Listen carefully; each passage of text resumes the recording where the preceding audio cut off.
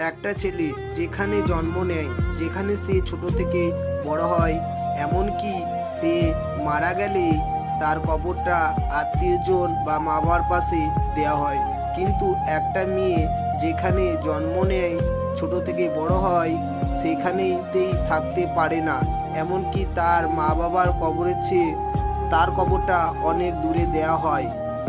আসলে মেয়েরা অর্ধেক জীবন পার করে দেয় স্বামী নামক মানুষটির সঙ্গে।